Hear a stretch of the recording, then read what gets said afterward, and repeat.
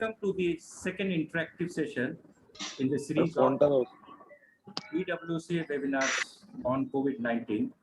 And the topic of discussion is managing COVID-19 infection effectively through telemedicine.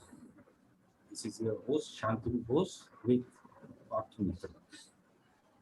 We are honored to have Dr. Dipti Gujral Shah with us today. Dr. Dipti Gujral Shah has done her MD in medicine. Doctor, it's a pleasure to have you in our session. The topic today is managing COVID-19 infection effectively through telemedicine. We will have 20 minutes question and answer session after the discussion. Those wanting to ask question can please write in the chat box or raise their hands during question. It will help everyone to get a chance to speak. It's requesting everyone to please mute your mics. I now invite Dr. Deepti Gujral Shah to take over. Thank you, Mr. Bose, for this introduction. I am Dr. Deepti Gujral Saha. I'm a practicing physician. I've been practicing in Vasundhara Enclave from last 13 years. I have my clinic, Sparsh Clinic, which is below Domino's near City Apartment Market. Some of you must be knowing me, and most of the faces which I see, I think are new for me. So that's why I've introduced myself. So today we'll be discussing on COVID-19 pandemic, which is going on.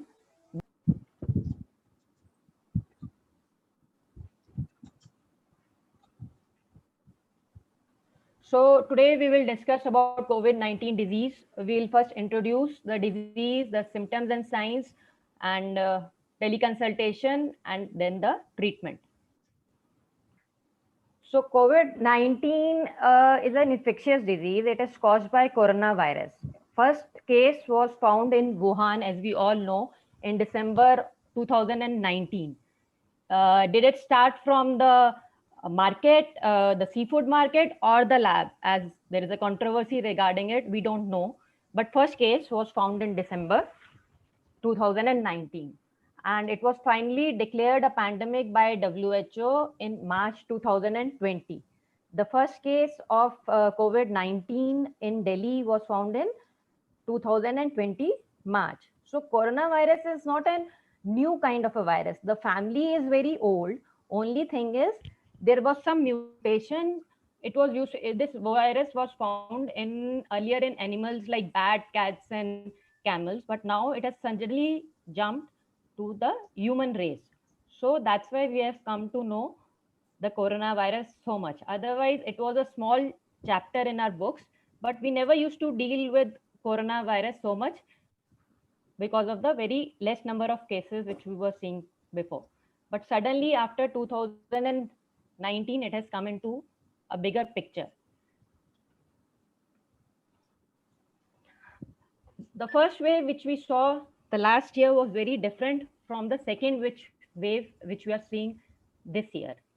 This year, the cases they have increased in number, and the disease has become more virulent. It is becoming more threatening to us day by day. The second wave started in April first week, but now as we have progressed into May, the peak was there in April of 22nd in Delhi. I'm talking about Delhi here, not Indian statistics.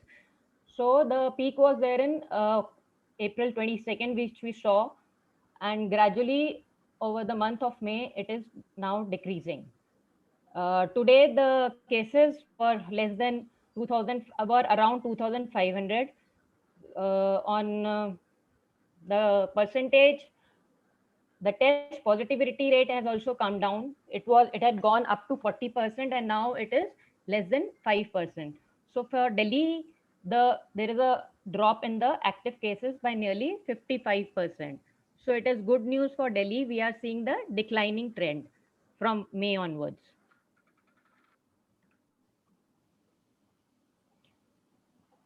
So how is the transmission of COVID-19? How does the transmission of COVID-19 happen? I know this has been discussed before also in the first session, but I will just tell you two important salient features how there is a spread of this COVID-19. So COVID-19, it spreads mainly through droplet infection or aerosol spread is seen. So what is the difference between droplet spread and aerosol spread? Aerosols are the small particles containing viruses which are suspended in the air. This happens when a person who has got COVID illness, he sneezes or coughs. जब खांसी करते हैं या छींकते हैं तो ये जो छोटे छोटे पार्टिकल्स हैं ये हवा में सस्पेंड हो जाते हैं which remain in air for few minutes, and then if you inhale that air it goes into your it lodges into your throat, and from there it goes into your lungs. So this is the aerosol spread which you read in the newspaper nowadays. First it was thought that the aerosol spread is up to 5 feet और 2 गज की दूरी बोलते थे पहले, but अभी देखा जा रहा है कि ये जो स्प्रेड है ये 10 meters तक भी पॉसिबल है. The latest guideline says that the aerosol spread is the ये स्प्रेड सबसे कॉमन है. एरोसोल स्प्रेड से ही ज्यादा कोरोना वायरस इज स्प्रेडिंग. जो फोमाइट स्प्रेड है, फोमाइट स्प्रेड इज जब ये virus particles when we sneeze और cough the fomite the particles they fall on the surface like table screen or your phone, and when you touch those surfaces and take that hand to your mouth, then you take it inside this is the fomite spread. Aerosol spread is more common than the fomite spread. First wave में सबने बोला कि sanitation करो, सबको सब कुछ wash करो. whenever you buy vegetables or fruits you have to clean them or clean the surfaces again and again, but वो that is not very feasible as well as not very practical also, क्योंकि spread हमारा mostly अभी through air हो रहा है, through aerosol spread हो रहा है. So that's why outdoor activities or going in outdoors for walk is less dangerous than sitting in the offices in indoors. आप अपनी कॉन्फ्रेंस मीटिंग कर रहे हैं, अंदर होल्ड कर रहे हैं, तो वहां पे ज्यादा in AC environment there is more chance of spreading getting COVID-19 infection through that route rather than if you go outdoors and आप अपने अगर स्ट्रोल ले रहे हैं अपनी सोसाइटी में with a mask on, so वो उसमें चांसेस कम होंगे. So ये था कि how the COVID-19 spreads either by aerosols or by droplet infection. So what are the symptoms? अब COVID-19 अगर आपकी बॉडी में आ चुका है तो कितने दिन के बाद आपको सिम्टम्स आएंगे, जो कि हम साइंटिफिक लैंग्वेज में इस पीरियड को बोलते हैं इंक्यूबेशन पीरियड. सो COVID-19 अगर आ चुका है तो सिम्टम्स आने में they can be like 7 days. आप 1 to 14 days भी कई कई जगह पे आप पढ़ेंगे, लेकिन मोस्टली केसेस हमें 7 days के बीच में मिलते हैं. दैट इज +- 2 days, either 5 और 9 days. तो रफली आप अगर 7 days अगर आप लेकर चलें तो that is the incubation for COVID-19 illness. After COVID-19 enters your body it goes into your throat. वहां पे लॉज हो जाता है, थ्रोट में जाके वहां पे कंजेशन करना शुरू कर देता है आपका COVID-19. it takes some time depending on the body's immunity that the COVID-19 will go into lungs or not. हो सकता है कि सिर्फ थ्रोट में ही रह के वो छोटे मोटे सिम्टम्स जैसे fever, cough, running nose, loss of smell, ये सब करके वहीं पे सबसाइड कर जाए और ये आगे इन्फेक्शन आपकी ना बढ़े लंग्स तक. एक और कॉमन सिम्टम्स है हमारा, it is not as common as upper respiratory track symptoms, but एक और कॉमन सिम्टम्स जो मिलता है वो है लूज मोशन. कई patients they present with loose motion. Fever आएगा तो थोड़े एक्स एंड पेन्स होंगे ही, सर में दर्द होगा ही. सर में दर्द एक फीवर के साथ में सिम्टम मिलता है, ये कुछ अलग सिम्टम नहीं है इसका. अगर गले में लॉज हुआ है आपका वायरस, वहां पे कंजेशन हुआ है तो गले वो सोर थ्रोट मिलेगा. आईज में हुआ है तो कंजंक्टिवाइटिस आपको मिलेगा. लॉस ऑफ टेस्ट और स्मेल ये भी बहुत देखा जाता है. इसको लोग समझते हैं कि बहुत कॉमन सिम्टम, मतलब it is the symptom of corona virus, पर ऐसा नहीं है. अगर आपका नेजल कंजेशन होगा तो कोई और भी रीजन से लॉस ऑफ स्मेल और टेस्ट हो सकता है. It is not a very particular symptom of COVID-19. Symptoms हमारे माइल्ड भी हो सकते हैं शुरुआत में और सिवियर भी हो सकते हैं. Mostly they are mild only. 80% of the people जिनके अंदर कुछ किस्म की इम्यूनिटी है, which we don't know as of now कि क्या इम्यूनिटी है, स्पेशल सेल्स हैं या जेनेटिकली इंक्लाइंड है, उनमें हो सकता है कि कोई सिम्टम ही ना आए या बहुत ही माइल्ड सिम्टम आए जिससे उनको पता ही नहीं चले। पर ऐसे लोग भी they are also very dangerous because they are capable of spreading the infection in the society. जिसको सिम्टम्स आ गए वो तो अपने आप को आइसोलेट कर लेगा और शायद इतना स्प्रेड नहीं करेगा, पर जो लोग जिनको सिम्टम्स ही नहीं है, उनको पता ही नहीं है वो बीमार हैं, वो शायद हो सकता है कि वो सुपर स्प्रेडर्स भी बन सकते हैं। सो it is that's why social distancing from everyone, not only people who are sick but from everyone, it is important because we don't know who is harboring this virus and who is not. अगर आपको ये symptoms हो जाते हैं, fever आ जाता है, थोड़ा बहुत कफ कंट्रोल आज हो जाता है, तो लेकिन डू नॉट पैनिक।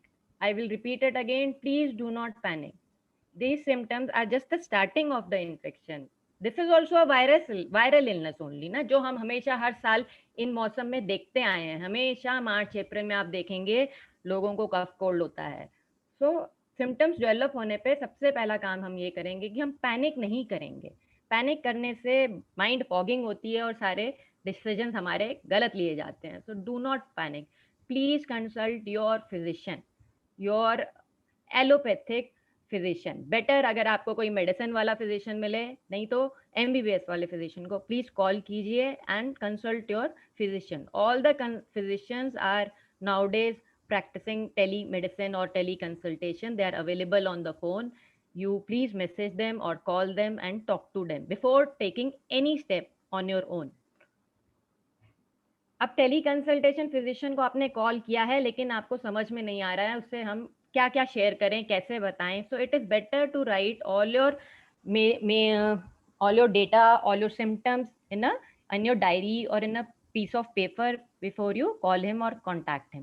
इसमें अपना नाम, उम्र, वेट, देखिए वेट और उम्र की भी इम्पोर्टेंस है। एज अगर आपकी ज्यादा है तो आप ज्यादा रिस्क में हैं। वेट से हमें पता चलता है कि मेडिसिन का क्या डोज दिया जाए, वेट से पता चलता है कि आप कितने रिस्क पे हैं सीरियस इलनेस के, क्योंकि कोविड इन्फेक्शन भी अभी सारी लेटेस्ट स्टडीज यही कह रही हैं जो ओवरवेट लोग हैं उनके में ज्यादा रिस्क है कोविड के कॉम्प्लिकेशंस होने का। So you have to note down your weight. What is your vaccination status? आपने वैक्सीन ली है तो कितने डोज ली है और आपने लास्ट डोज कौन सी तारीख को लिया था? This is also very important because full immunity कब आती है? जब हम 2 डोज हमें मिल चुके हैं और सेकेंड डोज को 2 वीक्स हो चुके हैं, then only we can say that we are immune और in the sense immune to severe illness. हालांकि 2 डोजेस के बाद भी आपको इन्फेक्शन हो सकती है पर उस टाइम थोड़ी माइल्ड होगी।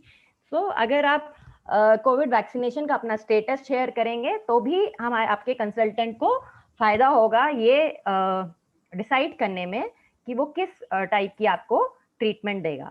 What is your day of illness? इस पे हम बाद में बात करेंगे कि why day of illness is very important. इन सब में से अगर मैं कहूँ कि सबसे ज्यादा इंपॉर्टेंट क्या चीज है तो that is your first day of illness. Symptoms, आपको क्या क्या सिम्टम्स आए हैं ये सब आप लिख लीजिए। What is your status of diabetes, hypertension? अगर आपको मालूम है कि आपके लास्ट शुगर्स क्या हैं, कितने हैं, तो ये आप पक्का भूलिए मत अपने डॉक्टर के साथ शेयर करने के लिए। आपका ब्लड प्रेशर कितना है?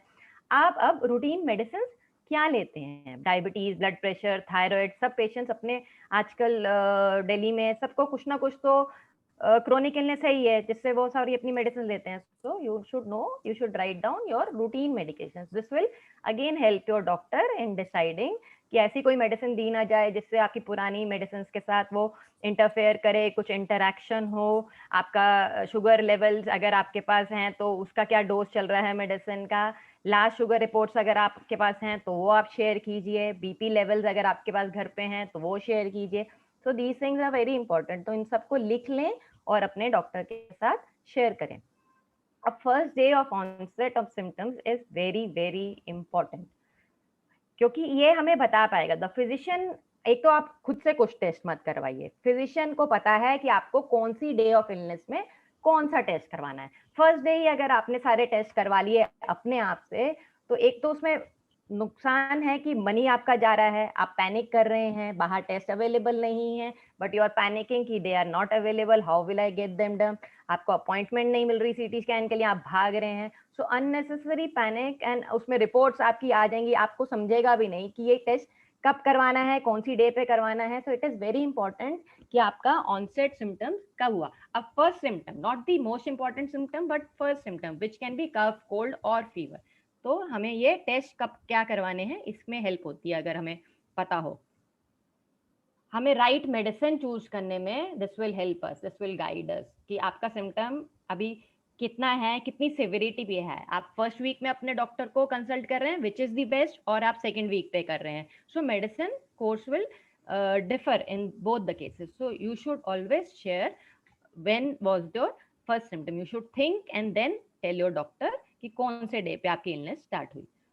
हमें ये मॉनिटरिंग करने में हेल्प करेगा, आप कितने विजिलेंट है। पहले दिन से ही अगर आप 10 बार अपना ऑक्सीजन चेक करेंगे तो it is not going to help you, and neither it is going to help your doctor. So confusion वगैरह कुछ क्रिएट नहीं करना है, आराम से शांति से अपनी हिस्ट्री पहले लिखनी है और डॉक्टर के साथ शेयर करनी है। अब फर्स्ट बेसिक आपने इन्वेस्टिगेशन, ये आप सब डॉक्टर के अंडर ही करें तो सब बेहतर है। कुछ पेशेंट्स अपने आरटीपीसीआर पहले ही करवा के बैठ जाते हैं और हमें जब रिपोर्ट दिखाते हैं कि नहीं सिम्टम्स तो आ रहे हैं पर हमारा आरटीपीसीआर नेगेटिव है। आप उनसे पूछो कि आपने कब करवाया, तो हमने ये पहले दिन ही करवा दिया या दूसरे दिन करवाया। सो बेसिक इन्वेस्टिगेशन आरटीपीसीआर, देखिए अगर टेस्ट पॉजिटिव भी अगर आप जल्दी भी ले आते हैं, ये नहीं मैं कहूंगी कि जल्दी कभी पॉजिटिव नहीं आएगा, लेकिन उसका फायदा तो सोचिए, उसका फायदा क्या है।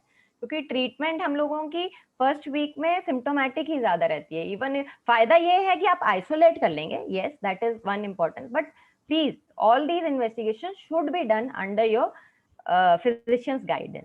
अब आरटीपीसीआर करवाएं या सीबी नेट करवाएं, मेरे पेशेंट्स मुझसे पूछते हैं धर्मशिला में मैडम सीबी नेट होता है बट वो 2500 का होता है, बाहर आरटीपीसीआर 850 का हो रहा है, तो ये धर्मशिला वाले लूट रहे हैं या क्या टेस्ट करवा रहे हैं। सो इट इज नॉट दैट, या आरटीपीसीआर आपके गवर्नमेंट के उसमें आ गया है, कंट्रोल में आ गया है, तो दैट्स वाई उसकी कैपिंग हो गई है 850 वाली। CB NAAT is still not under that control, so उसका 2000 के आसपास है। Both the test but are equally good and they are equally sensitive. Sensitivity of the RT-PCR is around 70%. 70% of the times it will pick up your illness. लेकिन 30% ऐसा भी हो सकता है कि अगर आपको इलनेस है, कोविड है, लेकिन ये RT-PCR नेगेटिव आएगा। दूसरा टेस्ट है हमारा rapid antigen test. Rapid antigen test और RT-PCR में क्या फर्क है। रैपिड एंटीजन का टेस्ट का रिपोर्ट हमें जल्दी मिलता है, 1 घंटे के अंदर मिलता है। ये जो टेस्ट है ये गवर्नमेंट डिस्पेंसरीज में फ्री होता है, बट इसकी सेंसिटिविटी 50% है। ये कम पॉजिटिव टेस्ट का पेशेंट पकड़ पाता है। तो अगर इस पेशेंट को सिम्टम है और अगर आपने रैपिड एंटीजन टेस्ट करवा लिया जो कि पॉजिटिव आया तो अच्छी बात, यानी आपको कोरोना है। लेकिन अगर ये नेगेटिव आता है लेकिन आपके डॉक्टर को आपको लग रहा है कि सिम्टम्स देख के कि नहीं ये कोरोना है, तो इसको आपको RT-PCR से कंफर्म करना पड़ेगा। बट अगर रैपिड एंटीजन पॉजिटिव आए तो उसको RT-PCR से कंफर्म करने की जरूरत नहीं है। then we take positive rapid antigen test as positive only, usko it need not be confirmed by RT-PCR. But if negative test comes in rapid antigen kit, then you have to go for RT-PCR to confirm the diagnosis. अभी rapid antigen test के home वाले kits भी available होने वाले हैं market में, which can be easily done at home. Now the blood test, after confirming your diagnosis or even if your test come negative, we go for CBC, CRP, LFT and blood sugar level. CBC, CRP will tell us the how much is the inflammation, आपकी severity कितनी है, how much is your body responding, कितने serious उसमें आप जा रहे हैं। Baseline CRP will give us a general idea about that. Liver function test हमें इंपॉर्टेंट है कि हमें कौन सी मेडिसिन देनी है। कुछ मेडिसिन हमारी जो कोविड-19 की हैं वो लिवर पे अफेक्ट कर सकती हैं, तो हमारे पास अगर बेसलाइन लिवर फंक्शन टेस्ट होगा तो अच्छा हम उसको डोज उसको एडजस्ट कर सकते हैं या नहीं भी दे सकते हैं। अगर लिवर फंक्शन पहले से ही आपका लिवर कॉम्प्रोमाइज है तो हम वो वहाँ पे वैसी वाली मेडिसिन नहीं देंगे। ब्लड शुगर लेवल्स आपके डायबिटीज तो है, दवाई भी चल रही है, पर इंडिया में 80% of the people don't have their sugar levels in control in spite of taking medicines, because we don't go to our physicians regularly, we don't go for checking. So अगर blood sugar levels, diabetes है लेकिन blood sugar levels हमें उसको, it is very important to see कि हमारे blood sugar levels controlled हैं कि नहीं. So we should go for all these tests, but again under the guidance of your physician. खुद से ना कुछ टेस्ट करवाएं. Do not go for advanced tests like CT chest, interleukin 6, ferritin D dimer on your own. During the first week आप ये test बिल्कुल भी नहीं करवाएं. कुछ होते हैं, कभी कभी पेशेंट बहुत ज्यादा सिक है, इल है, तो आपका फिजिशियन खुद ही ऑर्डर करेगा ये सब टेस्ट, आप खुद से मत करवाइए. इंटरल्यूकिन 6 घर पे अगर आप सैंपल दे रहे हैं, लैब तक पहुंचने में अगर 2 घंटे से ज्यादा हो जाता है तो उसकी रिपोर्ट्स ठीक नहीं आती हैं. तो अननेसेसरी अगर आप हाई इंटरल्यूकिन 6 करवाएंगे, this is not an good test to be done at home. It is only done for people who are admitted in hospitals. Ferritin test is again a test of inflammation. It takes out some time for ferritin test to go up and then decline. उससे पहले हमारा CRP ही बढ़ जाता है. CRP is much more sensitive than ferritin. It is a prognostic test, जो मैं इस पर ज़्यादा डिटेल्स में नहीं जाऊंगी, बट इन सब टेस्ट को अपने फिजिशियन की गाइडेंस में लीजिए. आजकल मैंने देखे हैं कुछ लैब्स जो हैं वो कोरोना केयर करके पूरी लिस्ट ऑफ इन्वेस्टिगेशंस का उन्होंने एक वो बना लिया है, लिस्ट बना ली है. जैसे पहले फीवर पैनल होता था वैसे कोरोना पैनल हो गया. But labs they don't know कि when this test have to be done at what time, at what मतलब on which day of illness. So please don't go for any of these test on your own. अब first week में आपको daily monitoring क्या करनी है.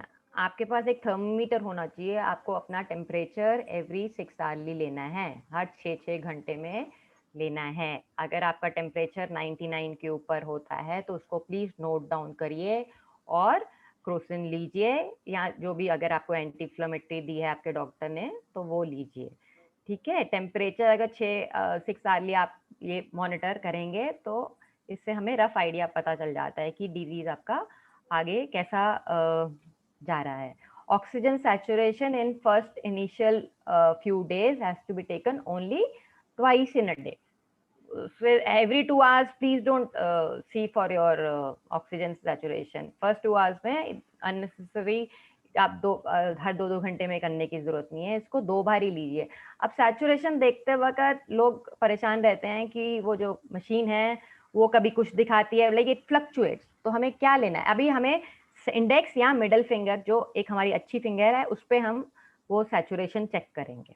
पहली बात ये. उस आपके नेल्स कटे होने चाहिए. There should be no nail polish. The machine, the sensor, it has a sensor, so it comes direct in contact with your skin.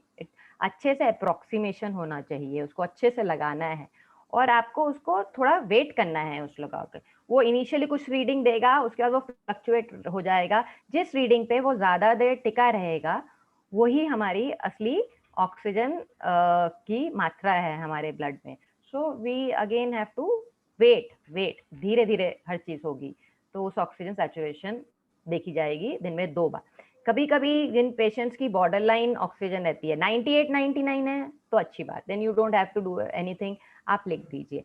But कई लोगों की बॉर्डर लाइन ऑक्सीजन सैचुरेशन है जैसे कि 95 96, या उन्हें कंप्लेंट है कि वो जब चलते हैं बाथरूम तक जाते हैं तो उनकी सांस फूलने लगी है. तो उस टाइम हम पेशेंट्स को क्या बोलते हैं कि आप घर पे ही अपने 6 मिनट पहले चलिए.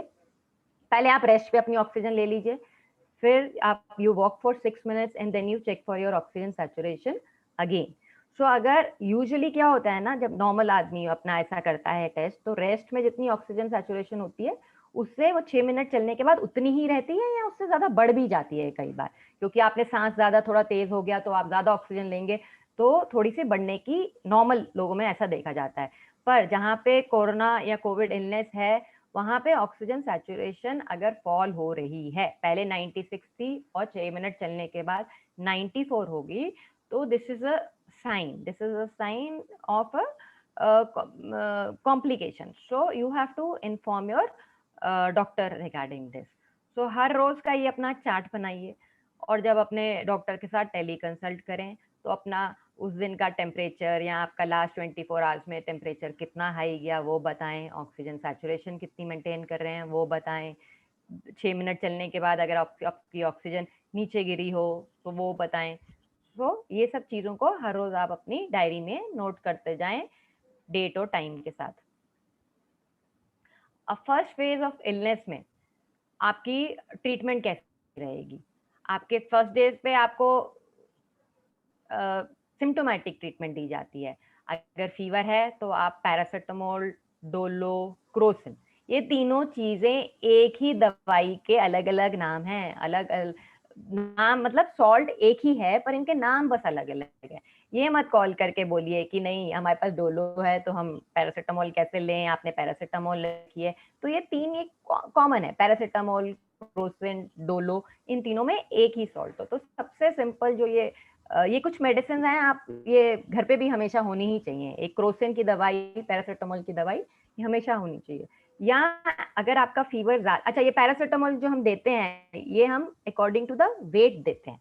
500 मिलीग्राम की आधी गोली अगर एक 60 केजी का यंग एडल्ट खाएगा तो वो काम नहीं करेगी। प्लीज, वो बच्चों को, हम 20 केजी के बच्चों को इतना डोज देते हैं तो उसका डोज प्रॉपर होना चाहिए, कम से कम 10 मिलीग्राम पर केजी बॉडी वेट। या अगर आपका वेट 60 केजी के कम है तो मैं बोलूंगी कि 650 लेंगे। और अगर वेट आपका 60 के ऊपर आ रहा है, 70 है, 80 है, तो 650 भी आपको कम पड़ती है, तो आपको 1 ग्राम लेना है। 1 ग्राम मतलब है 1.5 गोली 650। डोज में कंजूसी नहीं करेंगे, अगर ले रहे हैं तो प्रॉपर लेंगे। फीवर कम आया या ज्यादा आया, डोज हमारा सेम ही रहता है। फीवर के रेंज से हम डोज ऊपर नीचे नहीं करते हैं, ठीक है। तो पैरासिटामोल की गोली जैसे आपके डॉक्टर ने प्रिस्क्राइब की है, जैसे मैं बता रही हूँ, इधर 650 करी होगी अगर हम एडल्ट पेशेंट की बात कर रहे हैं तो, या हमें 1.5 गोली बोली होगी। तो प्लीज जैसा बोला गया है वैसी पैरासिटामोल, क्रोसिन, डोलो, पैरासिट, इन नाम की जो गोलियां हैं वो हिसाब से वैसी 6-6 घंटे पे आप ले सकते हैं। दिन में 4 बार ले सकते हैं, एवरी 4 to 6 आवर्ली ले सकते हैं। अब कभी कभी होता है कि फीवर हमारा सबसाइड नहीं करता पैरासिटामोल से, उस टाइम हमें एंटी इंफ्लेमेटरी देने पड़ते हैं, जैसे मेफ्टाल देते हैं, हम कॉम्बीफ्लैम देते हैं। तो these are higher agents, but ऐसा हायर इन द सेंस कि सिर्फ फीवर के लिए ही हैं वो, और वो इन्फ्लेमेशन भी कम करते हैं। और उनका ऐसा इतना कोई अगर आप एक हफ्ते भी वो दवाई खाते हैं तो उस पर किडनीज, या अगर आप सोचें कि उनके साइड इफेक्ट ज्यादा, तो वैसा नहीं है।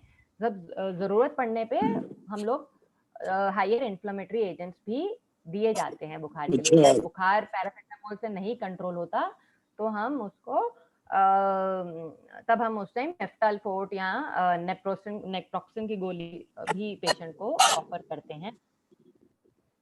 नेजल कंजेशन अगर हुआ तो एंटी एयरटिक्स देते हैं हम लोग, सेट्रिजिन, एलिग्रा, मॉन्टेर।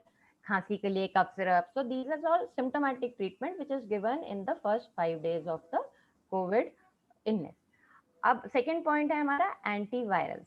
उसमें देखिए एंटीवायरल्स में फैबीफ्लू है, आइवरमेक्टिन, हालांकि एंटी पैरासिटिक मेडिसिन है पर उसके कुछ स्टडीज में एंटीवायरल प्रॉपर्टीज भी बोली गई हैं। तो ये सब आप लोगों ने सुना होगा। अब तो फैबीफ्लू, मुझे लगता है जितना क्रोसिन कॉमन है उतना ये फैबीफ्लू नाम की गोली भी कॉमन हो गई थी, क्योंकि सब लोगों ने इतना रश किया मार्केट में कि ये आउट ऑफ स्टॉक हो गई। तो but this is the medicine. इनके किसी के वेरी बहुत प्रूवन ट्रायल्स नहीं है कि ये आपने दवाई खा ली तो आप बच जाएंगे, ऐसा नहीं है। They are very weak antivirals. आज भी after even 2 years we don't have very effective antivirals for COVID illness, but we have this, Japan में इसको यूज किया गया फैबीफ्लू को, इंडिया में भी बहुत यूज किया गया। तो they are weak antiviral, but इनको हम लोग देते हैं, यूज करते हैं। और अभी तक ऐसा पक्का नहीं, लेकिन काफी पेशेंट्स को फायदा भी होता होगा। So these are indicated. अगर आपके लिवर फंक्शन टेस्ट ठीक है तो ये फैबीफ्लू दिया जाता है। फैबीफ्लू का थोड़ा सा डोज हैवी है, क्योंकि हम 1800 मिलीग्राम बोलते हैं सुबह शाम लेने को for the first day, followed by 800 milligram twice in a day for next 1 week to 10 days। तो गोली पहले 200 मिलीग्राम की आती थी, अब 400 मिलीग्राम की आती है। तो पहले दिन 4-4 गोली खा के अगले दिन से 2-2 गोली खानी पड़ती है। डोज ऐसा क्योंकि गोली की अभी तक बड़ी मात्रा में मैन्युफैक्चरिंग नहीं शुरू हुई है ज्यादा मिलीग्राम में, तो इसलिए नंबर ऑफ पिल्स थोड़ा ज्यादा है, पर उसका डोज ऐसी है तो खानी भी ऐसी ही पड़ेगी। अब vitamin and zinc supplementation, vitamin C और जिंक हम लोग प्रिस्क्राइब करते हैं। ये विटामिन सी और जिंक, हम ये नहीं है कि this is for very again covid specific, this is for all the viral illnesses which we have been seeing over the year. So इनको लेने में कोई हार्म नहीं है, तो इनको हम लिया जा सकता है। मोस्ट ऑफ द पेशेंट्स जो मेरे पास कॉल करते हैं वो already vitamin supplements and zinc पे ले चुके होते हैं। There is no role of antibiotics like AZ and Doxy during the first phase of illness. बहुत से पेशेंट, बहुत मतलब मैक्सिमम अगर बोला जाए तो 99.9% पेशेंट अपनी तरफ से एजिथ्रोमाइसिन और डॉक्सीसाइक्लिन दोनों ही शुरू उन्होंने कर दिया होता है जैसे ही सिम्टम्स शुरू हैं। तो because these drugs are very easily available in India over the market. आप किसी भी केमिस्ट शॉप पे जाएंगे तो आपको आराम से दे दिया जाता है विदाउट प्रिस्क्रिप्शन, इसलिए इनका ओवर यूज हो रहा है, इनका एब्यूज हो रहा है। तो प्लीज ये रोल इनका एजिथ्रोमाइसिन और डॉक्सीसाइक्लिन का there is no role of antibiotics at this time. First week की, हम फर्स्ट वीक के बारे में बात कर रहे हैं, तो इनका कोई रोल नहीं है। अननेसेसरी है, एजिथ्रोमाइसिन से लूज मोशन होते हैं, लोग सोचते हैं कोरोना की वजह से हो रहे हैं। डॉक्सीसाइक्लिन से टेस्ट खराब होता है, फोटोसेंसिटिविटी होती है। तो प्लीज ये सब मेडिसिन आगे भी, not only during this illness, मैं इन बहुत इंसिस्ट करूंगी कि कभी भी एंटीबायोटिक्स कभी भी आप शुरू करें, प्लीज अपने डॉक्टर की गाइडेंस के अंडर ही शुरू करिए, खुद से मत शुरू कीजिए। अब ये कोर्स ऑफ इलनेस कैसे रहेगा? फर्स्ट 5 डेज तो हम लोगों ने मैनेज कर लिए, फीवर आया तो सिम्टोमेटिक ट्रीटमेंट दे दी, खांसी हुई तो कफ सिरप दे दिया। अब हम आगे ये कैसे बढ़ेगा? ये most of the patient, 80% of the patient इसी टाइम पे माइनर सिम्टम होके they will subside, they will become hale and hearty again, and थोड़ी बहुत वीकनेस बोल सकते हैं, कंप्लेन कर सकते हैं, पर मेजर कंप्लेंट्स इनमें कुछ नहीं रहेगी। they will become all right in first 4-5 days of minor symptoms, 80% of the patients, and this is not, मतलब यही है, इसलिए फर्स्ट स्लाइड में ही मैंने बोला पैनिक नहीं करना, बिकॉज हमेशा यही सोचना है कि हम 80% लोगों में ही आने वाले हैं, हम 20% में नहीं आएंगे। So 5-7 दिन में 20% of the patient their disease and now starts taking a serious turn. तो उससे कैसे पता चलेगा कि हम ठीक हो रहे हैं? ठीक हो रहे हैं तो पता चल जाएगा, अब डिजीज हमारा सीरियस होता जा रहा है, ये कैसे पता चलेगा? तो there will be some red flag signs. अब रेड फ्लैग साइंस क्या है?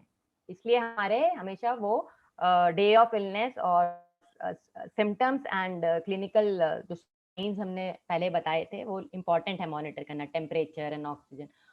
फीवर आपका चला गया 2 दिन में, हो सकता है कि फीवर आपका 2-3 दिन में चला जाए, फिर से वो 5 दिन में या हफ्ते के बाद फिर से आना शुरू हो जाए, तो this recurrence of fever is one of the dangerous sign.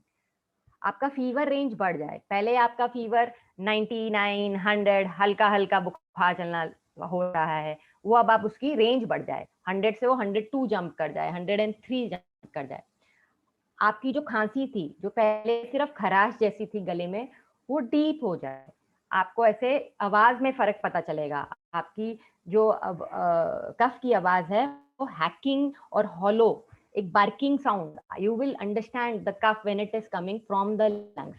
उस टाइम आपको चेस्ट में लगेगा कि बहुत फ्लेम है, मेरी चेस्ट बहुत भरी हुई है, बलगम बाहर नहीं निकल रही है, that means your illness is increasing. आपको ब्रेथलेसनेस फील होनी चाहिए पड़ेगी।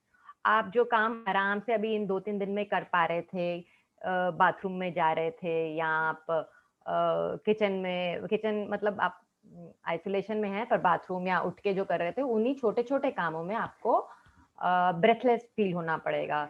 आपकी ऑक्सीजन जो अभी तक 96, 97, 98 ऐसे रह रही थी, वो ऑक्सीजन आपकी एट रेस्ट भी अब आपको पता चलेगा कि कम हो रही है, 95% हो रही है। या जैसे मैंने 6 मिनट का वॉक टेस्ट आपको एक्सप्लेन किया, उसमें देयर इज अ फॉल। तो ये सब साइंस जो है ना वो रेड फ्लैग साइंस में आते हैं। इन सबको हमें यही फायदा है कि नोट डाउन करके हम लोग देख पाएंगे इन कि अब ये हमारी जो इलनेस है वो थोड़ी सीरियस होती जा रही है।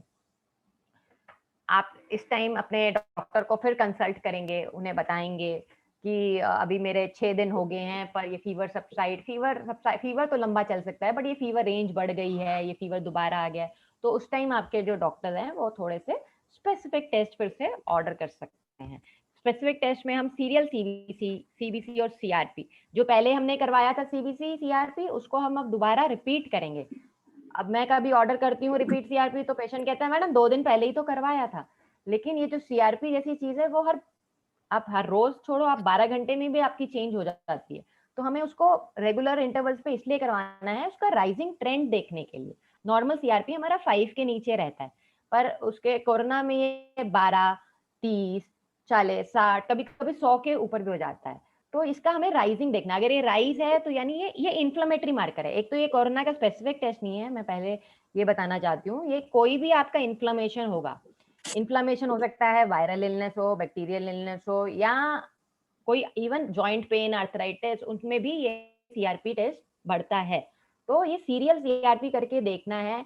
अभी जो बढ़ा हुआ है ये बिकॉज ऑफ कोरोना है, बट और भी रीजन इसके रहते हैं, तो हमें सीरियल करके इसका रिपीट करना है हर 2 दिन में अगर सिम्टम्स आपके ज्यादा हैं, और देखना है अगर ये बढ़ गया, क्योंकि इस पे अब आगे की ट्रीटमेंट हमारी डिसाइड होगी। तो अगर ये बोला जाता है कि इसको दोबारा करिए तो करिए।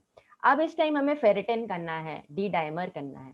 फेरेटिन से हमें again, how serious is your illness, where is it going, maybe you will need hospitalization. All these tests gives us the idea that your illness is getting serious, और प्रोग्नोस्टिकेट करता है कि कैसे आगे जाके कोर्स होगा। How much vigilant a doctor has to be with the patient.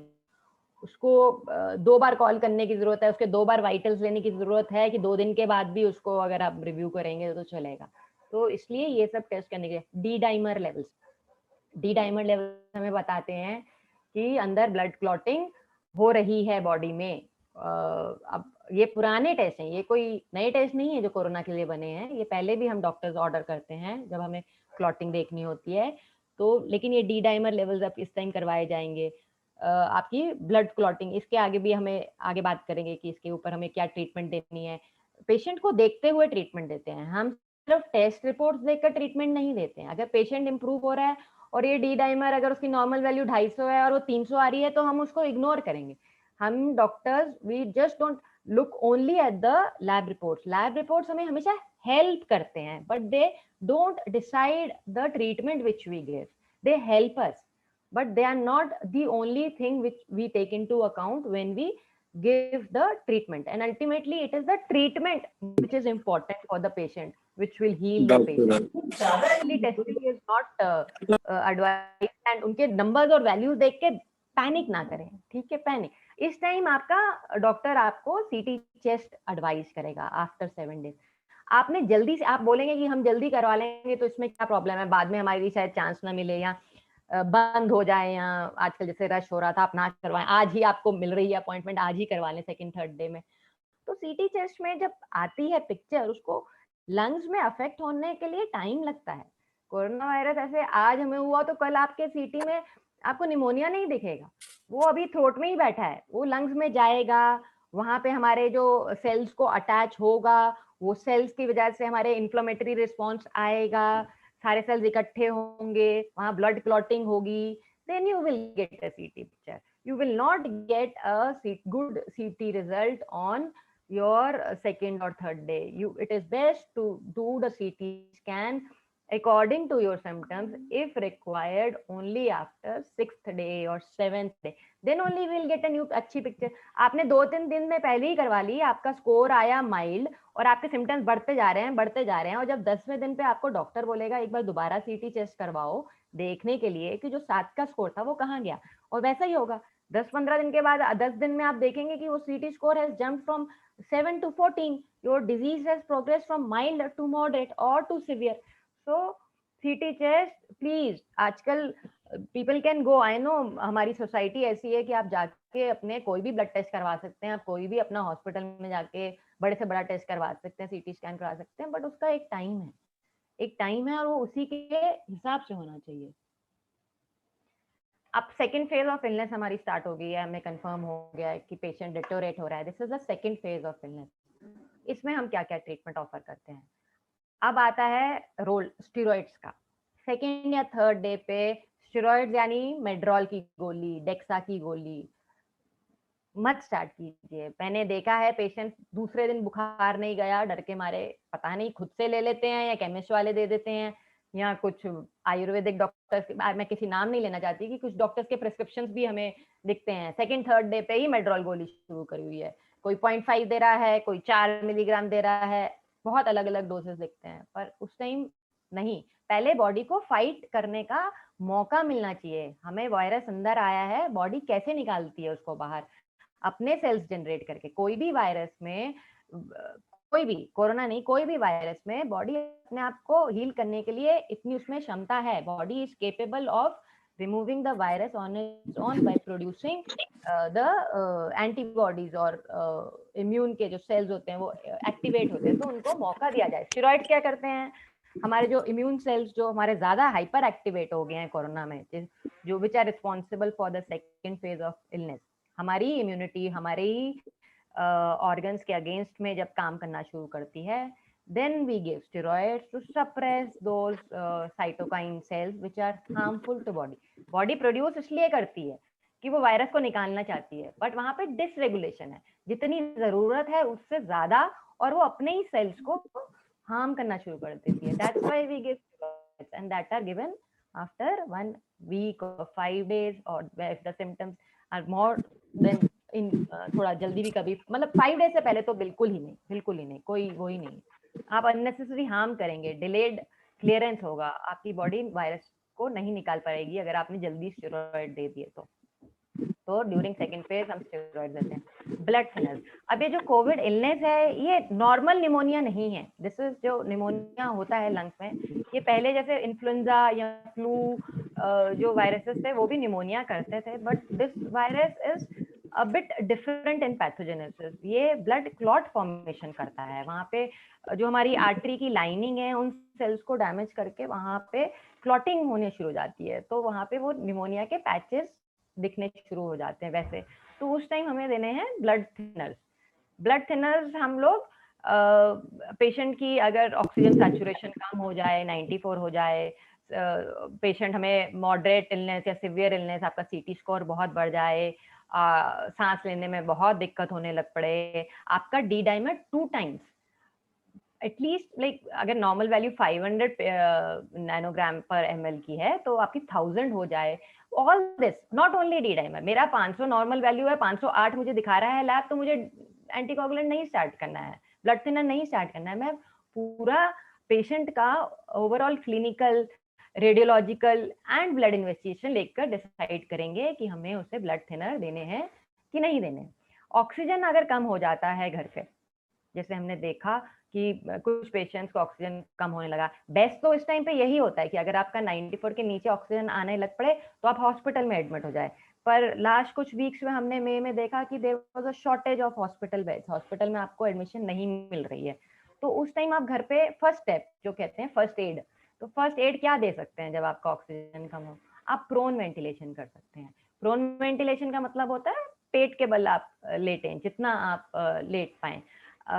ये इसमें आप चेस्ट के नीचे 2 तकिए, नीज के नीचे आप 2 पिलोज लगा के you can see, this is the first aid for low oxygen saturation. और पेट आप थोड़ा सा, अगर जैसे अगर बेली है, अगर if a person is has a bit of belly और is fat, then you give space for the tummy to hang, थोड़ा सा कंफर्टेबल होकर जितना हो पाए। आप 5 मिनट से ज्यादा नहीं कर सकते तो ठीक है, पहले 5-5 मिनट ही शुरू करिए, फिर धीरे 10 मिनट साइडवेज। बहुत सारे वीडियोस आपको यूट्यूब में मिल जाएंगे, मैं भी अपने कुछ पेशेंट्स के साथ शेयर करती हूँ प्रोन वेंटिलेशन के वीडियो, तो ये आप घर पे शुरू कर सकते हैं। Fourth is oxygen. ऑक्सीजन आप घर पे you can give patient oxygen at home as well. अब ऑक्सीजन किससे दिया जाए, ऑक्सीजन कंसंट्रेटर से दिया जाए या ऑक्सीजन सिलेंडर से दिया जाए। देखिए, ऑक्सीजन की अगर आपको डिमांड 2 लीटर्स और अप टू 4 लीटर्स है, कम डिमांड है आपके बॉडी में, अगर आपको 2 लीटर वगैरह, तो ऑक्सीजन कंसंट्रेटर इज गुड, क्योंकि आपको रिप्लेस नहीं करना है। बट ऑक्सीजन कंसंट्रेटर आपको 4 लीटर तक ही ऑक्सीजन दे पाएगा, उसके ऊपर अगर आपकी डिमांड है तो आपको वो ऑक्सीजन कंसंट्रेटर नहीं प्रोवाइड कर सकता। इस टाइम आपको ऑक्सीजन सिलेंडर दिया जाता है। तो oxygen cylinder is required when the oxygen demand is very high. Oxygen concentrator जो है, I know it is an expensive apparatus। उसकी कीमत पहले अराउंड 45-50,000 में जो ऑक्सीजन कंसंट्रेटर मिलता था वो आजकल 1.25 लाख में मिलता है। बट उसको आपको रिप्लेस नहीं करना, you can use it up to 2 to 4 litres. And कभी कभी कुछ पेशेंट जो आईसीयू से निकलते हैं कोविड के, उन्हें भी ऑक्सीजन कंसंट्रेटर एडवाइस किया जाता है कि घर पे अगर आप लेना चाहें ऑक्सीजन तो बेसिक डिफरेंस मेरे को लगता है, ऑक्सीजन जो सिलेंडर है छोटा आता है, बड़ा आता है, उसके साथ में मास्क मिलते हैं, अलग अलग नेजल प्रॉन्ग्स रहते हैं, नॉन ब्रीदिंग मास्क रहते हैं जब हमें ज्यादा ऑक्सीजन देना होता है। तो लेकिन अगर आज की डेट में अगर देखा जाए तो it is always best to get a patient admitted rather than to attempt this kind of facility at home. Whenever there is a facility, a hospital beds is available, if the patient requires oxygen in high concentrations, तो it is better to get him admitted. जहाँ तक 2 litre 4 litre की बात है, अगर देना चाहें तो फिर कंसंट्रेटर इज गुड इनफ। इस टाइम पे हम एंटीबायोटिक्स देने का सोच सकते हैं, नॉट एवरीवन बट हम सोच सकते हैं, क्योंकि पेशेंट स्टेरॉइड्स पे है। अब स्टेरॉइड्स हमने अपने हाइपर इम्यून रिस्पॉन्स को कम करने के लिए तो दिया ही हुआ है, पर स्टेरॉइड्स के साइड इफेक्ट्स भी होते हैं। तो स्टेरॉइड्स के एक साइड इफेक्ट है कि आपको दूसरे बैक्टीरिया की इन्फेक्शन हो सकती है, या ज्यादातर लॉन्ग टर्म वायरल इन्फेक्शन में भी अगर आपकी ब्लड क्लॉटिंग ज्यादा देर तक रहे, there is lot of congestion, then also the bacteria they start growing, so at that time you may need antibiotics, but not for everyone. Again, do not use steroids without physician advice. The steroids are they are double-edged sword. They are good, but in the hands of an expert. We know when to give, at what dose to give. मतलब मैं अगर बोलूंगी we know भी, हम लोग भी 50% ही जानते हैं इसके बारे में, बट स्टिल सम नॉलेज है। तो प्लीज स्टेरॉइड्स को आप डॉक्टर्स के एडवाइस के अंडर ही लें, कब उसका डोज बढ़ाना है, कब कम करना है, कैसे कम करना है। अगर कम दिन के लिए स्टेरॉइड दिए जाते हैं 7 से 10 दिन, तो हमें उसको टेपर करने की जरूरत नहीं होती, हम उसी पे बंद कर सकते हैं। बट अगर आपको 14 दिन से ज्यादा हाई डोज पे स्टेरॉइड दिए गए हैं, उसको धीरे धीरे कम करते हैं। फिर स्टेरॉइड्स के साथ शुगर्स बढ़ने का कॉम्प्लिकेशन हो सकता है, इन्फेक्शन हो सकती हैं। So please take the steroids only under physician advice. Teleconsultation के साथ साथ अगर हम लोग पेशेंट को मैनेज कर रहे हैं, तो हमारे पास कुछ there should be few things which should be available at home. What are those things? We should have a pulse oximeter, जिससे हम अपनी ऑक्सीजन वो कर पाएंगे, मॉनिटर कर पाएंगे। We should have a diary और some paper where we can note our symptoms date wise, time wise, where we can note our temperature, what medicines we have taken. There should be a access to medications, कि कैसा medications आपको available हो पा रही हैं घर पे। good social support होना चाहिए। There should be someone who can make your food and who can take care of you. One BP machine, one glucometer to check for your sugars. When is the need for hospitalization? In spite of all these efforts which we have done at home, we have given the patient steroids, we have given patient oxygen, prone ventilation, सबके बाद भी अगर उसका respiratory distress, अगर सांस लेने में दिक्कत बढ़ती ही जा रही है, ऑक्सीजन अब 90 के नीचे होने लगा है, persistent high grade टेम्परेचर 102 के ऊपर ही बना हुआ है, हर 4 घंटे में दवाई लेने के बाद फिर भी आ जाता है, बीपी कम हो गया है किसी पेशेंट का, शुगर्स कंट्रोल नहीं हो रहे हैं, जब हम स्टेरॉइड देते हैं तो हम पेशेंट को बोलते हैं कि अपना शुगर्स बहुत ज्यादा, मतलब कभी कभी दिन में 3 बार 4 बार भी मॉनिटर करने को बोलते हैं। अगर देखिए, अगर बॉर्डर लाइन डायबिटीज अगर होगा पेशेंट को, तो वो फल में पूरा डायबिटीज बन जाएगा, उस टाइम हमें दवाई से हम कंट्रोल कर पाएंगे। अगर पेशेंट इलनेस से पहले ही उसके शुगर अगर बॉर्डर लाइन हो, तो मोस्ट ऑफ द पेशेंट्स को हमें ओरल गोली देने पड़ती है डायबिटीज कंट्रोल के लिए। पर जो पेशेंट ऑलरेडी डायबिटीज है, उनको अगर हमने स्टेरॉइड दिया तो then we have to give insulin. पर कई बार इतना शुगर हो जाता है कि इंसुलिन से भी मैनेज नहीं होता, शुगर 300 के 350 से ऊपर ही बना हुआ है, उस टाइम हमें एडमिशन की जरूरत है। This is the I can speak for on this for much more time, but I don't know whether the um, whether we have so much of time. Thank you, doctor. Because- Can you exit from the screen sharing, please? yeah, please. I want to thank Bengal Welfare Cultural Organization for holding this talk and giving me an opportunity to present this topic here. Ma'am, I have a question. Can you address it? I would like to invite any questions. Yeah, I'll do that if you can exit the screen. Screen share बंद कर दो. Screen से stop share. Thank you, doctor. I'd like to I'll go straight to Dr. Shamik Bhattacharya for his comments on this.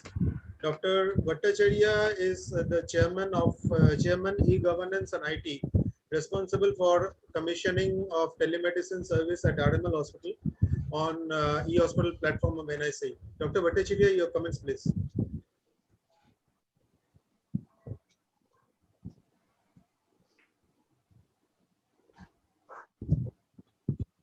Hello, can you hear me? Yeah.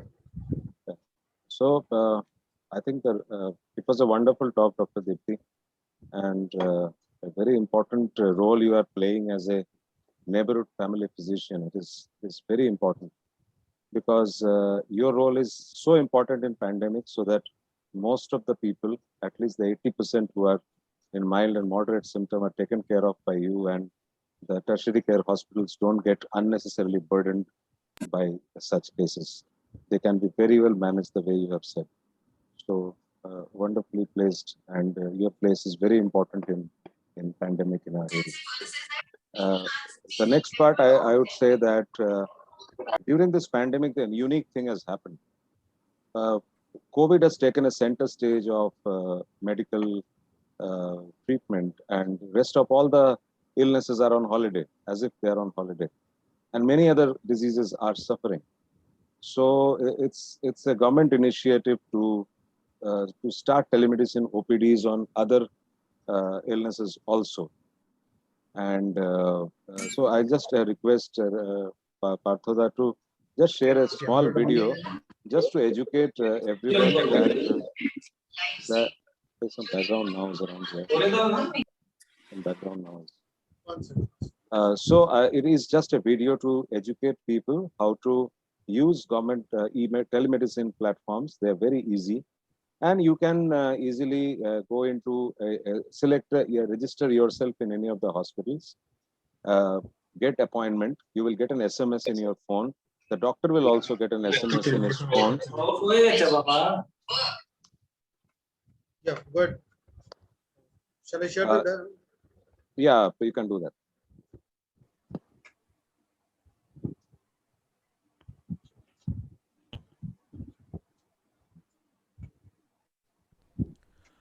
Hello दोस्तों, आज के video में मैं आपको बताने वाला हूं ई संजीवनी ओपीडी पोर्टल के बारे में। ये पोर्टल भारत सरकार की ministry of health and family welfare की तरफ से शुरू किया गया है। यहाँ पर जाकर भारत सरकार यानी कि भारत में रहने वाले नागरिक जो हैं वो फ्री में ओपीडी कंसल्टेशन ले सकते हैं, जिसे टेली कंसल्टेशन बोलते हैं, टेलीमेडिसिन भी आप इसे बोल सकते हैं। यानी कि वीडियो कॉन्फ्रेंसिंग के थ्रू आप ओपीडी एक तरीके से आप डॉक्टर्स के साथ कंसल्ट कर सकते हैं अपनी बीमारी को लेकर या परेशानी को लेकर। आपको कहीं नहीं जाना होगा और अधिकतर राज्य इस सेवा से जुड़ चुके हैं और इस सेवा के लिए आपको कोई भी पैसे नहीं देने होंगे। तो इस वीडियो में मैं आपको बताऊंगा किस तरीके से आप ओपीडी में अपना स्लॉट बुक कर सकते हैं और डॉक्टर से एक तरीके से कंसल्टेशन, टेली कंसल्टेशन ले सकते हैं अपने मोबाइल या लैपटॉप से। तो अगर आप पहली बार मेरे चैनल पर आए हैं तो प्लीज़ मेरे चैनल को सब्सक्राइब कीजिए, इस वीडियो को लाइक कीजिए और इस वीडियो को लास्ट तक देखिएगा। इस वीडियो में मैं आपको सब कुछ बताऊँगा, पूरा प्रोसेस बताऊँगा कि किस तरीके से आप डॉक्टर से वीडियो कंसल्टेशन ले पाएंगे फ्री ऑफ कॉस्ट, वो भी जो गवर्नमेंट डॉक्टर हैं उनसे, यानी कि अप्रूव्ड डॉक्टर हैं, भारत सरकार की वेबसाइट है।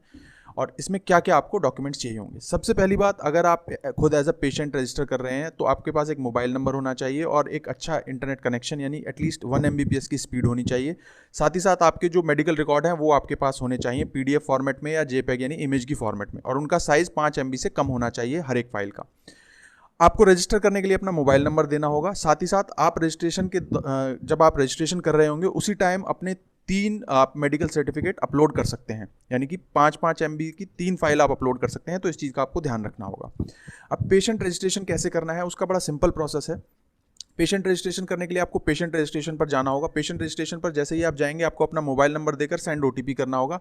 जैसे ही आप सेंड OTP करेंगे आपके पास एक पेशेंट रजिस्ट्रेशन फॉर्म आ जाएगा कुछ इस तरीके से, जहाँ पे आपको अपना नाम, अपना किस स्टेट से आप बिलोंग करते हैं, डिस्ट्रिक्ट, और यानी कि जेंडर, ईमेल आईडी, एड्रेस और पिन नंबर, ये सारी जानकारी देनी होगी। साथ ही साथ आप अपनी जो मेडिकल रिपोर्ट्स हैं वो यहाँ पर अपलोड कर सकते हैं। और उसके बाद आप generate patient ID and token पर क्लिक करेंगे। जैसे ही आप जनरेट पेशेंट आईडी और टोकन पर क्लिक करेंगे आपके मोबाइल नंबर पर एक पेशेंट आईडी आ जाएगा और टोकन नंबर आ जाएगा, यानी कि उस दिन में आपका वेटिंग नंबर क्या है, टिकट नंबर क्या है, आप इस तरीके से समझ लीजिए। साथ ही साथ आप स्पेशलिटी भी सेलेक्ट कर सकते हैं। अगर आपने जो भी स्टेट सेलेक्ट किया है वहाँ पर किस किस तरीके की OPD उपलब्ध है, इस पोर्टल के माध्यम से वो लिस्ट होगी और वहाँ से आप सेलेक्ट कर सकते हैं आपने कौन सी सेलेक्ट करनी है। उदाहरण के तौर पर अगर आपको ऑर्थो से रिलेटेड करना है या ENT से, उस तरीके से आपको वहाँ पर ऑप्शन मिल जाएगा।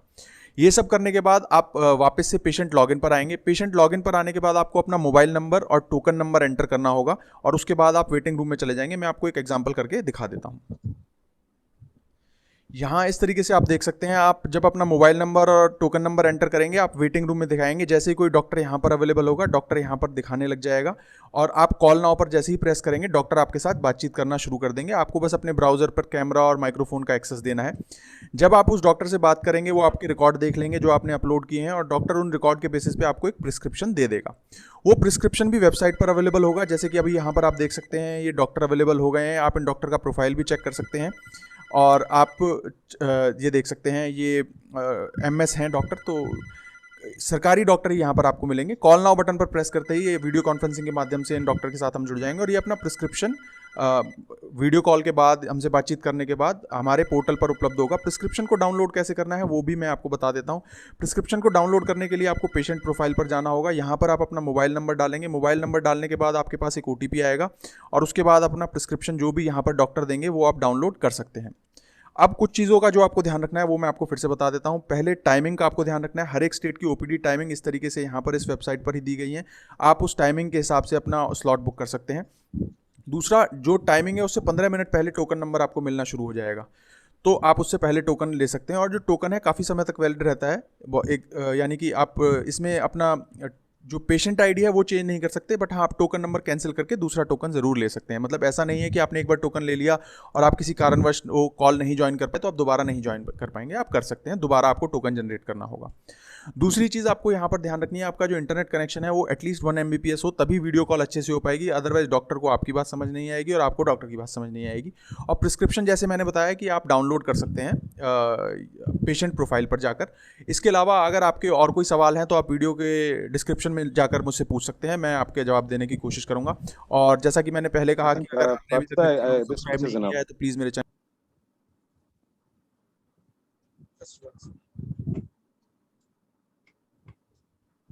Yeah, just one more screen I'd like to share.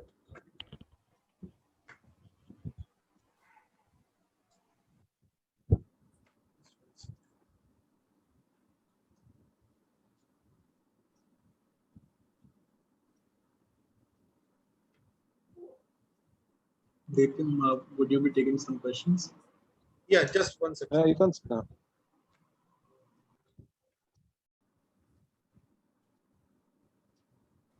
Yes, I can take.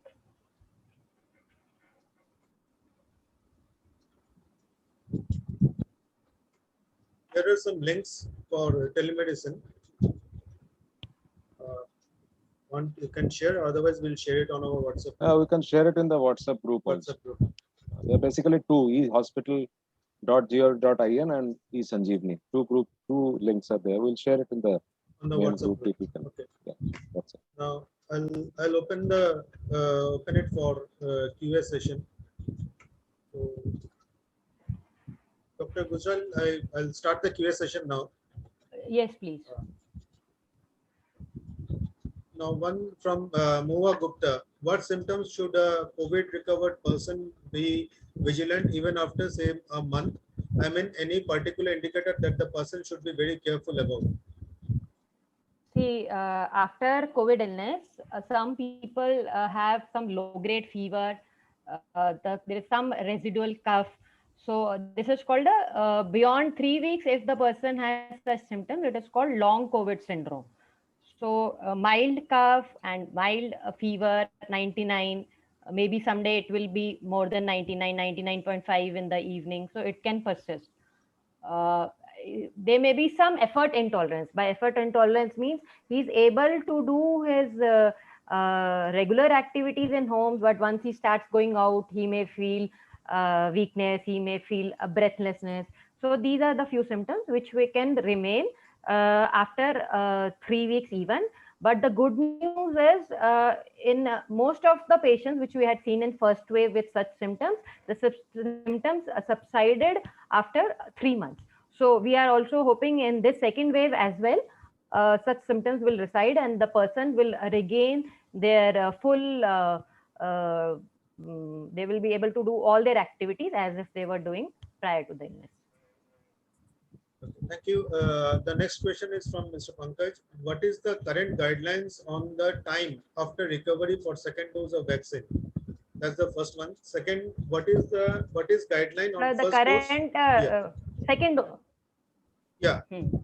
So the first dose, they say, see, guidelines, they say 3 months. Now, the current guidelines, they say 3 months after you have recovered, you should go for your first dose. And as the government has increased the gap between the first and the second dose also to 3 months, so one can wait for the after recovery, at least 4 weeks after recovery, you should go for the second dose. I hope I am clear. See, when the person, I want to tell one thing on this. If the person falls sick, it is also like a vaccination as well. What is vaccination? Vaccination is small amount of virus which we are giving in the body to different types. So it generates your immune response. So if you have already suffered illness, it will be counted like a vaccine only. You are protected for next 3 months. So again here, don't panic for the first dose or for the second dose. You need your vaccine. It is not like आज मुझे बीमार होगी तो मुझे vaccine नहीं चाहिए. आपको vaccine चाहिए, पर आप पैनिक मत कीजिए. सो अगर आपने फर्स्ट डोज अभी तक नहीं लिया है तो आप 3 महीने तक रुक सकते हैं. अगर आपका illness between first dose and second dose रहा है तो आप at least 4 weeks after your recovery, और नाउ डेज तो आप सेकेंड डोज का प्रोटोकॉल ही आ गया है कि आफ्टर 12 वीक्स आपको लगेगा. I hope I am clear on this. Okay, there's another question. What is guideline on first dose of vaccine for COVID recovered patient, and how many patients develop post-recovery complications? For how many months can such complication be related to COVID? Sir, I told you that 3 months after your recovery, you will get your vaccine. And मैंने महुआ का जैसे question आपको already I think for long COVID it can be still some effort intolerance can remain up to 3 months intolerance, and after that the recovery can come. But again, in maximum number of patients, they will recover much more sooner than this. But recovery को कुछ % लोगों में time लग सकता है, 3 महीने भी लग सकते हैं, हर किसी को नहीं, कुछ किसी को हो सकता है कि लॉन्ग कोविड सिंड्रोम में जाए. Thank you. The next question is Partha, from, I think on long COVID, one needs to touch upon that black fungus thing also, because a lot of people are getting long duration of steroids and staying in the hospital for a long time and then coming back home. Initially, the fungal part will be very innocuous. You will not be able to feel anything, but there has to be high level of suspicion in this. So if a person who goes home after long duration of hospital stay with high doses of steroid, and if they are additionally diabetic, one should, the red flag signs for this black fungus will be some pain and swelling in the face, some pain in the eye, nasal congestion, it means blocked nose, any discharge from the nose which is black in color, coughing out black things in the sputum, and even diarrhea can be one of the features of black fungus. And the problem is that there are drugs drugs which are required for treating black fungus is obviously in short supply because of high demand, and the government has taken care of the storage. So you need to go to specific hospitals for this because many of the drugs are not easily available.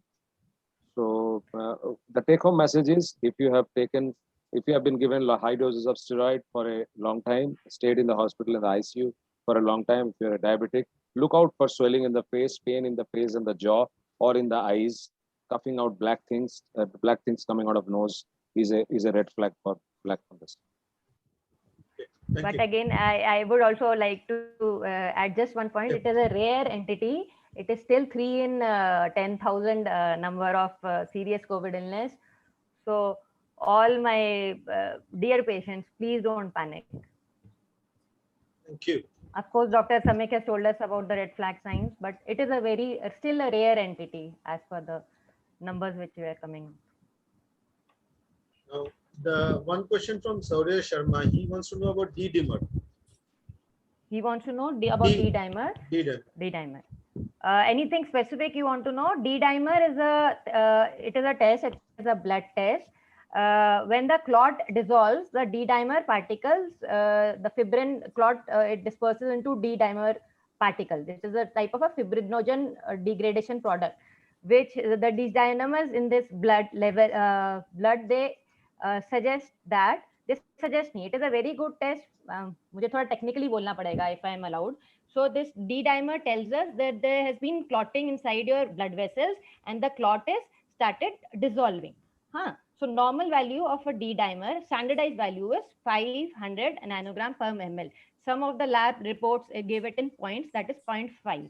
So when the clotting starts, there is side by side in our body, the dissolving of the clot also starts. So this dissolving gave rise to increase in the D-dimer levels.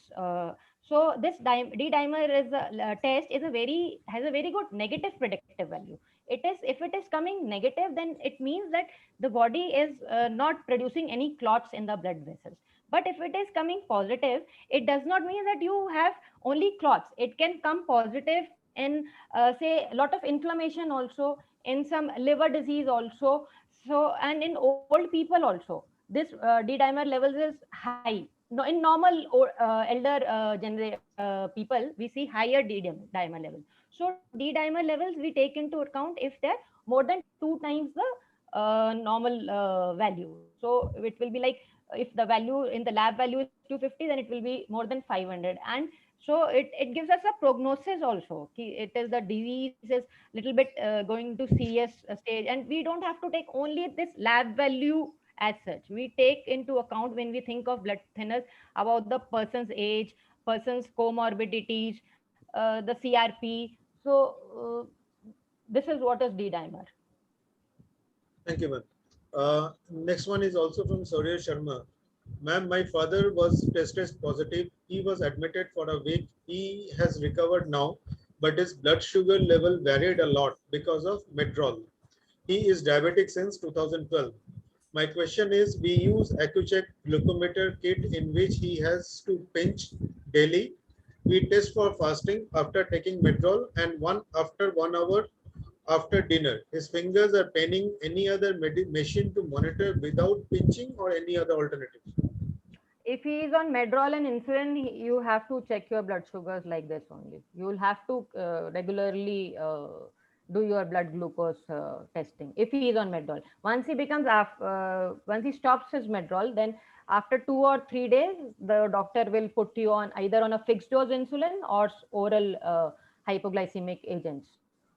So for the time being, if he is on Medrol, he has to check his blood sugar. There is no way out. As Dr. Samik has already discussed this mucormycosis of black fungus. So one of the reasons is uncontrolled sugars because of high steroids. So we can not take a chance. Thank you. Thank you, ma'am. The one from Anurag Gupta. How much oxygen should be given by concentrator at home? When and for how long? If the oxygen saturation is less than 94%, between 90 and 94, he can be put on levels between 2 to 4 liters per minute so that his saturation is maintained more than 94. Your oxygen concentrator won't be able to give you more than 4 to 5 liters per minute. How long will be dependent on the person's status of illness, his prior lungs. If the person already has COPD, the smoker's lung, his oxygen saturation will never be ever 96 or equivalent to a normal adult.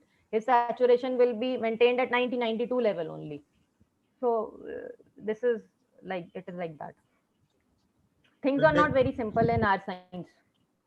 They are always, we have to adjust according to the patient and the condition, medical condition. Right. Next one from Richard Ji. Once someone recovers from COVID, how long the person is safe from getting infected again?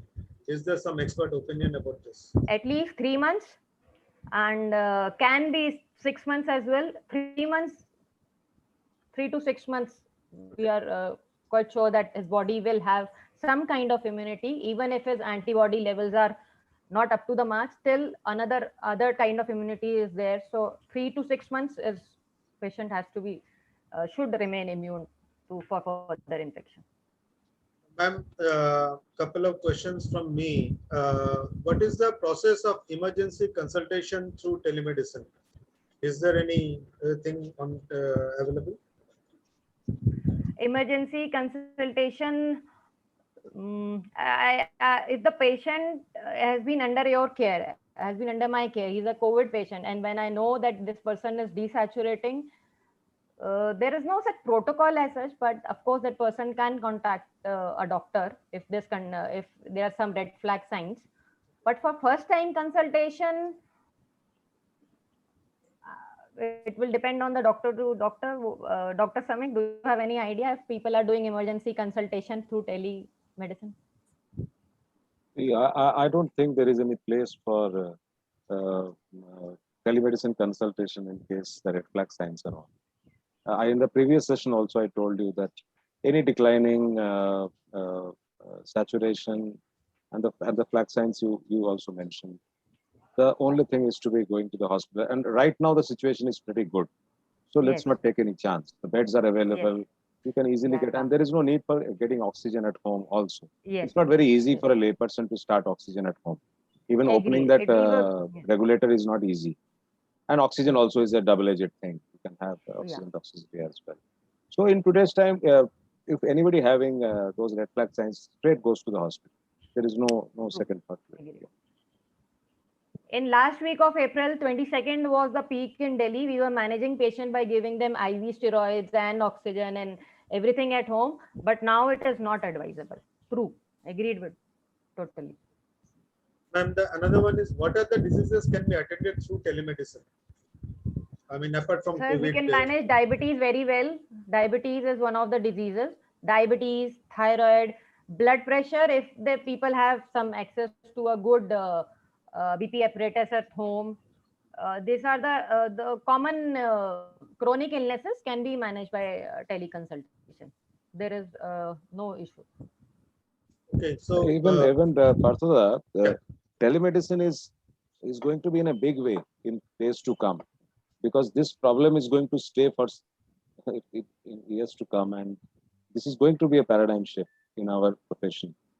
And there will be numerous devices which will come up later on also, where you will have connections of monitors with the server, and you can have remote consultancy. Even Indian doctors are giving consultancy to African countries also through these platforms. So the most important thing is all follow-up drugs, repetition of drugs for chronic illnesses. Telemedicine is going to do. It is going to stay. Even for CGHS employees, who are CGHS beneficiaries, who are ex-government servants, they have to go every 3 months to the hospital to get their drugs repeated. That part has been taken care of by telemedicine. They need not go there.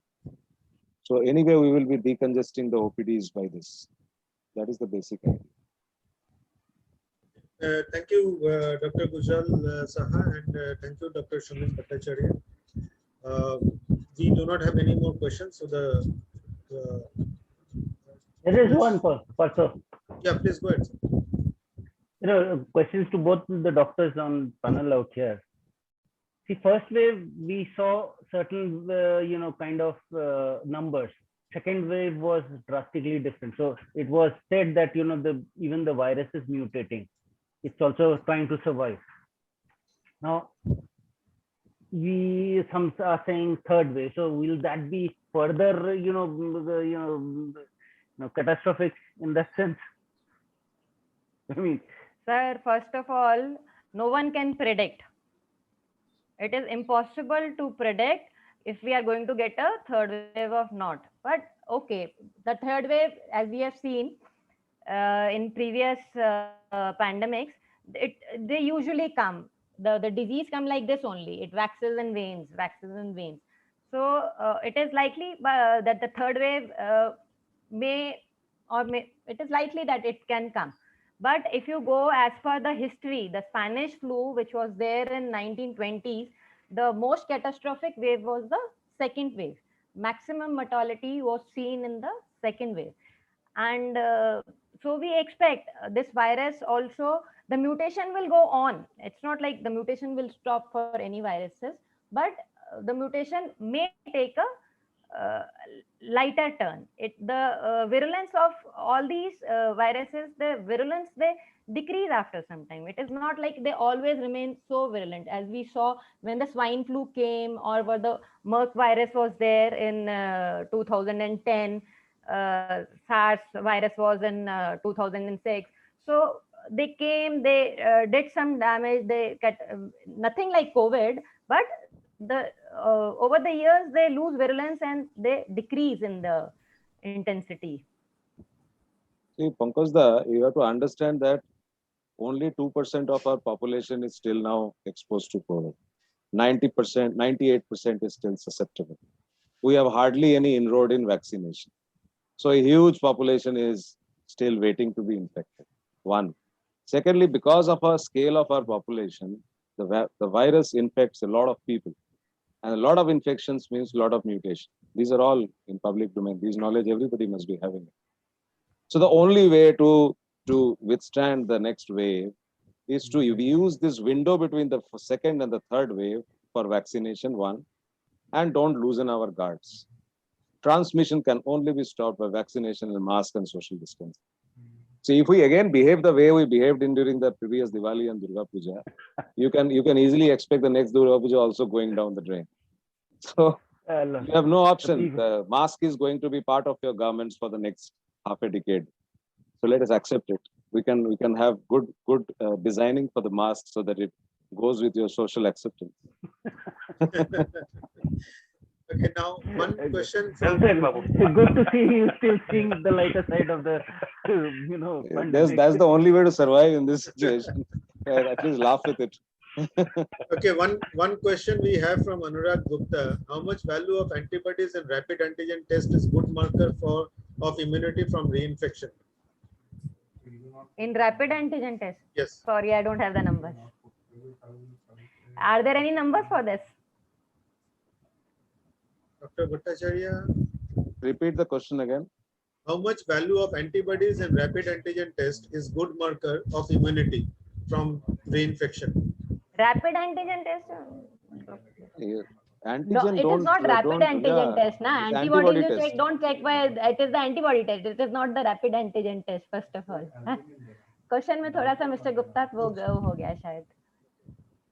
So antibodies, see again I am telling you, the immunity is two type of immunity in our body. One is antibody mediated and what is innate immunity. Even if your antibodies say, the antibodies they say more than 10 or 20, I think is significant if you go by the number. But it is not just the antibodies which work against your viral cells. There are other cells, T cells also. So we don't advise, we doctors, we don't advise you to go for antibody testing after your illness or even after your vaccination, because they don't correspond with your inside immunity as such. ऐसा number wise नहीं आप correspond. किसी के मैंने देखे 1000+, किसी के 2000+, किसी के वैक्सीन के बाद भी 18. After severe illness also they have 8. So, as such, I think more than 10 or 20 is significant. I don't know the exact number, Ishma, because I don't ask for this test myself. Ma'am, the next another question from Deepak Gupta. After recovery, whether patient need to take some vitamin supplements? If yes, which one for how many days? Patient can take vitamin supplements. Vitamin C is acceptable. Zinc is little bit controversial nowadays because of the incidence of mucormycosis. They are saying it grows on zinc. अभी तक कोई trials नहीं है. It is not proven. So vitamin C can be continued as per now. There is one another supplement CoQ10, coenzyme Q10, which we give. Person can take for 3 weeks to 3 months.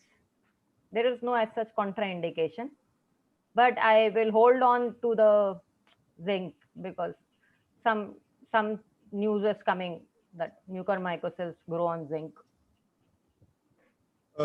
Dr. Shah, there is one comment from, not a question, comment from Jayanto Shah. Thank you, Dr. Dipti, for being there for me and my wife during our illness and also for this webinar. So, thank you, Dr. Shah. I would, with this, would like to end this session. Mr. Shantanu Bose, please. This brings us to the end of our webinar. A big thank you to Dr. Dipti for joining us, and a big round of applause for our wonderful audience for taking time off from a busy Sunday and joining us. Thank you. Stay safe, Thank you. stay positive, stay healthy. Thank you. Thank you. Thank you. Thank Thank you. you very much. Thank you. Thank you, doctor.